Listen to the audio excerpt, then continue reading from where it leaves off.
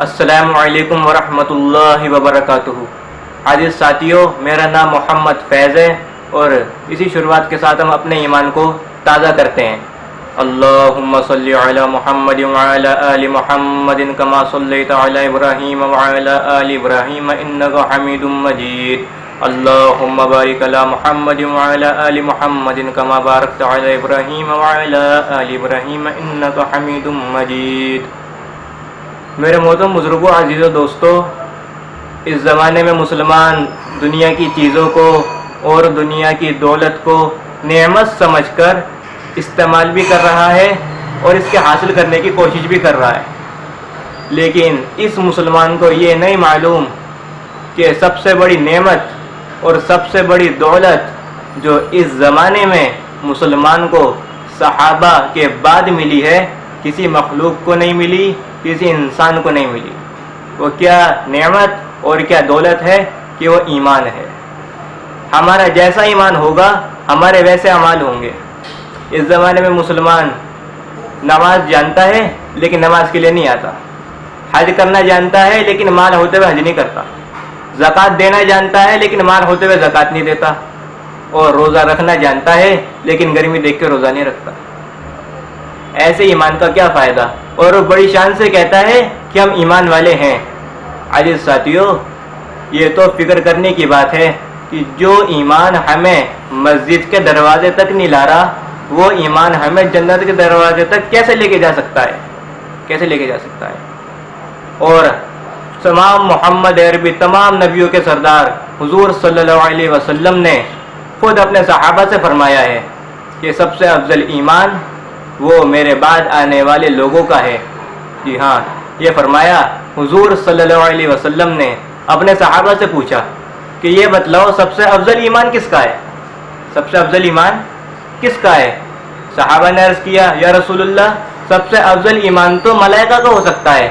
ملائکہ فرشتوں کو کہتے ہیں، ملائکہ فرشتوں کو کہتے ہیں۔ صحابہ نے عرض کیا، یا رسول اللہ، سب سے افضل ایمان تو ملائکہ کا ہو سکتا ہے۔ آپ نے فرمایا، کیوں؟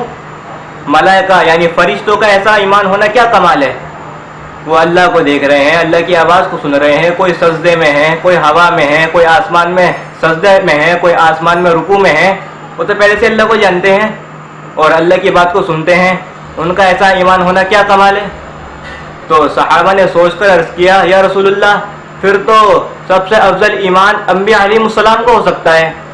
انبیاء علیہ السلام حضرت آدم علیہ السلام سے لے کر حضور صلی اللہ علیہ وسلم تک آنے والے تمام نبیوں کو کہتے ہیں، انبیاء علیہ السلام تمام نبیوں کو کہتے ہیں۔ تو صحابہ نے عرض کیا، یا رسول اللہ، کہ سب سے افضل ایمان تو انبیاء علیہ السلام کو ہو سکتا ہے۔ آپ نے فرمایا، کیوں؟ انبیاء علیہ السلام کا ایسا ایمان ہونا کیا کمال ہے؟ غیب کی مددوں کو دیکھ رہے ہیں، اللہ کی طرف سے جو پیغام ہے جبریل علیہ السلام جو فرشتے ہیں وہ لے کر آ رہے ہیں نبی کے پاس، نبی اس کو دیکھ رہے ہیں، اللہ کے پاس جاتے ہیں۔ بعض نبیوں کو اللہ نے ایسے اٹھا لیا زمین سے آسمان میں اور اللہ کی آواز کو سن رہے ہیں، اللہ کی باتوں کو سن رہے ہیں، اللہ کی باتوں کو بیان کر رہے ہیں، فرشتے آ کے مل رہے ہیں، تو ان کا ایسا ایمان ہونا کیا کمال ہے؟ صحابہ سوچنے لگے۔ صحابہ نے عرض کیا، یا رسول اللہ، پھر آپ کے بعد تو ہم رہ گئے، ہمارا ایمان سب سے افضل ہوگا۔ آپ نے فرمایا، کیوں؟ تمہارا ایسا ایمان ہونا کیا کمال ہے؟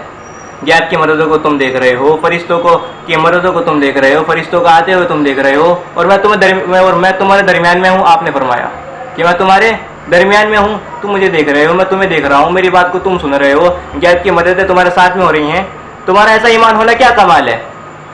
آپ نے ان ساری باتوں کے بعد ملائکہ، انبیاء، شہداء، ان تینوں قسموں کے بعد آپ نے فرمایا کہ سب سے افضل ایمان تو ان لوگوں کا ہے جو میرے بعد آئیں گے اور بنا مجھے دیکھے، بنا غیب کی مددوں کو دیکھے، میری حدیث اور دین کی باتوں کو سن سن کر مجھ پر ایمان لائیں گے، ان کا ایمان سب سے افضل ہوگا۔ یہ آپ نے فرمایا، کیوں؟ اس لیے کہ ملائکہ یعنی فرشتے، انبیاء علیہ السلام اور صحابہ، یہ تینوں قسمیں غیب کی مدد کو دیکھ کر ایمان لائی ہیں اور ہم بن دیکھے ایمان لا رہے ہیں۔ اس لیے سب سے افضل ایمان اللہ تعالیٰ نے کے پیغام کو حضور صلی اللہ علیہ وسلم نے اس امت کو بتایا ہے کہ اس امت کا ایمان سب سے افضل ہے۔ اس کے بعد بھی مسلمان ایمان سے غافل ہے، اس کے بعد بھی مسلمان ایمان سے غافل ہے۔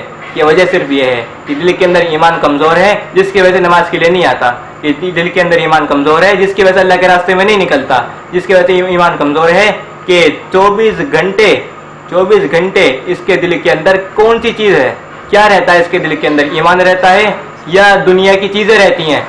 اس بات پر سوال ہوگا کہ اللہ تعالیٰ نے یہ تھوڑی بتایا کہ موت آئے گی، موت کس دن آئے گی، یہ بتلایا کہ صرف موت آئے گی اور بتا کر نہیں آئے گی، کہ اللہ ایک دم سے اٹھائیں گے، پھر یہ دیکھیں گے کہ اس کے دل میں کس کا ایمان ہے، کس پر ایمان رکھتا ہے۔ اور اللہ تعالیٰ ان تمام چیزوں کے باوجود یہ دیکھیں گے کہ جو میں حالات اس کی طرف پیش کرتا ہوں یہ کس کی طرف جاتا ہے، مخلوق کی طرف جاتا ہے یا میری طرف یعنی خالق کی طرف آتا ہے۔ حدیبیہ کی رات بارش ہوئی، حدیبیہ کی رات بارش ہوئی، اس بارش پر آپ نے فرمایا صحابہ سے کہ کل تک تم میں سے بعض کافر ہوں گے، بعض مومن۔ صحابہ گھبرا گئے، صحابہ نے عرض کیا یا رسول اللہ کیوں ہم کافر ہو جائیں گے اور کیوں ایمان کھو بیٹھیں گے، ایمان کی دولت حاصل ہونے کے بعد ہم ایمان سے پلٹ جائیں گے؟ آپ نے فرمایا ہاں، جو تم میں سے یہ کہے گا کہ بارش فلاں ستارے کی وجہ سے ہوئی ہے، وہ ستاروں پر ایمان لانے والا اللہ کا انکار کرنے والا ہے، اور تو تم میں سے یہ کہے گا کہ بارش اللہ کے امر سے ہوئی ہے، وہ اللہ پر ایمان لانے والا اور ستاروں کا انکار کرنے والا ہے۔ میرے محترم بزرگوں، عزیز دوستو، بات صرف یہ ہے کہ اس زمانے میں مسلمان نے سب سے زیادہ ایمان کو ضائع کیا ہے۔ ایمان ضائع ہوا ہے جس کی وجہ سے اپنے عمل پر نہیں آتا۔ اگر اس کے دل میں واقعی ایمان ہو تو یہ نماز کے لیے جائے گا، اور اس کے دل میں واقعی ایمان ہو تو یہ حج کرے گا مال ہوتے ہوئے، اور اس کے دل میں واقعی ایمان ہو تو یہ زکوٰۃ دے گا، اگر اس کے دل میں واقعی ایمان ہو تو اللہ کے راستے میں نکلے گا، اور اگر اس کے دل میں واقعی ایمان ہے تو یہ رمضان مبارک کے روزے رکھے گا۔ کیوں؟ اس لیے کہ اللہ کو راضی کرنے کے لیے۔ صحابہ کرام کا سب سے پہلا کام یہ ہوا کہ کائنات میں جتنی بھی شکلیں ہیں ان تمام شکلوں کا انکار کیا قدرت کے مقابلے میں، کہ کسی سے نہیں ہوتا، صرف اللہ سے ہوتا ہے۔ صحابہ کرام اس بات پر جمے رہے کہ حضور صلی اللہ علیہ وسلم نے اپنے صحابہ کے دل کو کائنات کے ظاہری نظام سے ہٹایا تھا، کائنات کے ظاہری نظام سے ہٹایا تھا، صرف اس لیے تاکہ ان کے دلوں کے اندر کائنات کا یقین نہ رہے، اور یہ فرمایا کہ کائنات کی شکلوں کو کائنات کی شکلوں کو مخلوق سمجھ جوڑنا۔ جی حضور صلی اللہ علیہ وسلم نے یہ فرمایا اپنے صحابہ سے کہ کائنات کی شکلوں کو مخلوق سمجھ جوڑنا۔ اگر تم کائنات کی شکلوں کو مخلوق سے جوڑ دو گے تو دہریت میں پڑو گے، کہ دہریت کہتے اس کو ہے کہ زمانہ زمانے کو چلا رہا ہے۔ اس پر حضور اکرم صلی اللہ علیہ وسلم کا سب سے سخت غصہ تھا، اس لیے اپنے صحابہ سے فرمایا کہ تم دنیا میں جو بھی حالات دیکھو، جو بھی نظام دیکھو، اسے خالق سے جوڑنا، اس لیے کہ ساری سائنس کا خلاصہ یہ ہے کہ کائنات کا نظام کائنات سے چل رہا ہے، اور اللہ رسول کی تعلیم یہ ہے کہ کائنات کا نظام براہ راست خالق کائنات سے چل رہا ہے۔ اسی کا نام ایمان ہے۔ ایمان کسے کہتے ہیں؟ کہ حضور صلی اللہ علیہ وسلم کے طریقوں کو پورا کرنا اللہ کے حکم پر، کہ اللہ کا کیا حکم ہے اس کو پورا کر نبی کے طریقے پر، یہ تیرا ایمان ہے۔ اس لیے کہ لا الہ الا اللہ دکھایا نہیں جا سکتا اور محمد رسول اللہ چھپایا نہیں جا سکتا۔ جتنا کلمہ دل کے اندر اترے گا اتنا محمد رسول اللہ چھلک چھلک کر باہر آئے گا، کہ سنت پر عمل ہوگا، ہر چیز پر عمل ہوگا، نفلی نمازوں کی کثرت ہوگی۔ اس لیے میرے محترم بزرگوں، عزیز دوستو، ہمیں چاہیے کہ ہم اپنے اپنے گھروں کے اندر اللہ کے حکموں کو پورا کریں۔ حکم کیا ہے؟ کہ اس زمانے میں مسلمان اپنے گھروں کے اندر بجائے تعلیم کرنے کے بجائے عورتوں کو نماز کا حکم کرنے کے اپنی غفلتوں میں لگا ہوا ہے، کہ دنیا کی چیزوں کو کما رہا ہے، صبح جاتا ہے گھر سے نکل کر کام کرنے کے لیے، پھر وہاں پہ کاروبار کچھ ہوتا نہیں، اور کاروبار ہوتا بھی ہے تو اس پر رب کا شکر ادا نہیں کرتا، کہ صبح کام پہ جاتا ہے، رات کو آتا ہے، پھر سو جاتا ہے، صبح سے لے کے شام تک یہی کام ہو رہا ہے، نماز کا دھیان نہیں۔ کہ اللہ یہ دیکھیں گے کہ یہ اپنے کاروبار پر نماز کا کتنا دھیان رکھتا ہے۔ جب اس کے لیے آذان کی آواز لگے گی، حی علی الصلاۃ حی علی الفلاح، کہ آؤ کامیابی کی طرف آؤ، اور نماز کی طرف آؤ، تو اس پر کتنا عمل کرتا ہے، اللہ سے دیکھنا چاہتے ہیں۔ اور جس کے دل کے اندر ایمان ہوگا وہ مسجد میں چلا جائے گا، جس کے دل کے اندر ایمان نہیں ہوگا وہ نہیں جا پائے گا۔ اس لیے کہ ایمان ہر چیز پر قادر ہے، ایمان جو ہے ہر چیز کروا دے گا اللہ کے حکم پر۔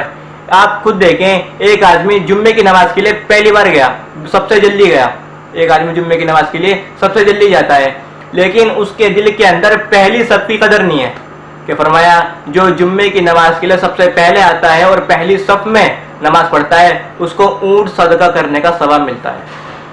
وہ علم سے غافل ہے، پہلی مرتبہ پہنچ گیا، سب سے پہلے پہنچ گیا جمعے کی نماز میں، اور پہلی صف کی قدر نہیں۔ تو وہ پہلی صف پر بیٹھ نہیں سکتا. اور جس کے دل کے اندر ایمان ہوگا, اگر وہ صرف نماز کے وقت پر پہنچا ہے اور اس کے دل کے اندر ایمان ہے کہ مجھے پہلی صف میں ہی پڑھنی ہے, تو اللہ رب العزت اس کو وہاں سے اٹھا کے پہلی صف میں لگا دیں گے کہ جاؤ تم, کہ پہلی صف میں نماز پڑھے گا بندہ, اس لیے کہ اس کے دل کے اندر ایمان ہے.